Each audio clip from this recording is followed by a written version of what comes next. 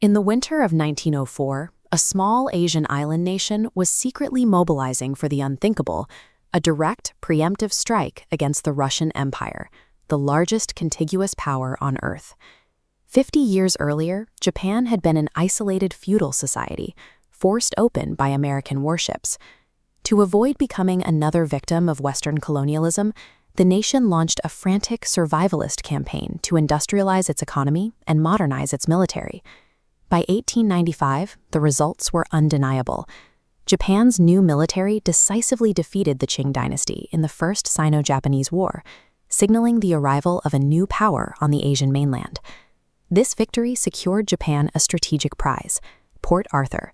Located on the Liaodong Peninsula, this heavily fortified warm-water harbor provided the permanent foothold on the mainland that the Japanese leadership had long craved. But the European empires were not prepared to let an Asian newcomer dictate terms. Russia, Germany, and France formed the Triple Intervention, using their combined naval weight to bully Japan into a corner. Japan, lacking any powerful allies to back them up, was forced into a humiliating retreat, returning Port Arthur to China just weeks after winning it. The humiliation turned to outrage in 1898. Russia, the very power that led the call for Japan to withdraw, ignored its own logic and seized Port Arthur for itself. To cement this theft, Russia began building the Trans-Siberian Railroad directly through Manchuria, forging toward the coast to connect its new military base to the heart of the empire. To the Japanese leadership, this betrayal ended the era of negotiation.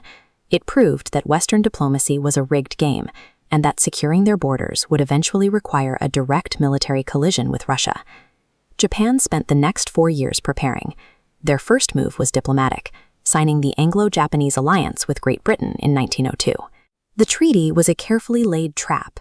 If Russia went to war with Japan and a second country, like France or Germany, tried to intervene, Britain would be obligated to join the fray on Japan's side. This effectively stripped the Tsar of his European allies. If a war broke out in the East, Russia would be forced to fight Japan one-on-one. While Japan was preparing for a fair fight, Germany's Kaiser Wilhelm II was busy manipulating the Russian Tsar into a disastrous one.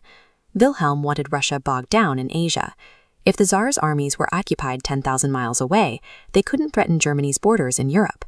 To ensure this, the Kaiser launched a psychological campaign. He wrote constantly to his cousin, Tsar Nicholas II, feeding him yellow peril propaganda and framing Russia as the savior of the white race against an Asian threat. Wilhelm commissioned this allegorical painting for the Tsar, showing European nations warned by an archangel against a dark cloud and a flaming Buddha. This racist encouragement successfully blinded Russian leadership, convincing them to commit massive resources to a fabricated threat. Tsar Nicholas II was an easy target for this manipulation because he already held the Japanese in deep contempt. During a visit to Japan in 1891, he had narrowly survived a traumatic assassination attempt. He left the country physically scarred and psychologically wounded. This personal trauma, reinforced by the Kaiser's whispers, calcified into a dangerous arrogance.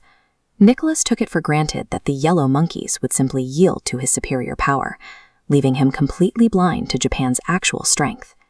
By 1903, Japan had reached its limit.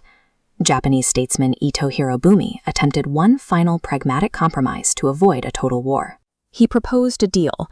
Japan would recognize Russia's control over Manchuria if Russia recognized Japan's control over Korea.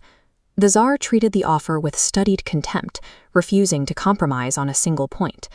Nicholas genuinely believed that Japan would never dare to attack a Western power.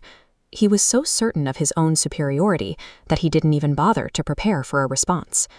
On February 8, 1904, left with no other way to secure their national survival, Japan struck. Under the cover of darkness, the Japanese fleet launched a surprise torpedo attack on the Russian squadron anchored inside Port Arthur. The strike crippled the Russian Navy before the Tsar's government even received a formal declaration of war. Geopolitically, the war was a fight for space, an irreconcilable clash over the warm-water ports of Manchuria and the survival of the Korean buffer zone. But the conflict was also the result of a profound miscalculation. By refusing a fair compromise because he refused to see the Japanese as peers, Nicholas II left them with no choice but to fight. The The surprise attack at Port Arthur was the final, logical consequence of a decade of Russian expansion, and a czar who believed his empire was too big to be challenged.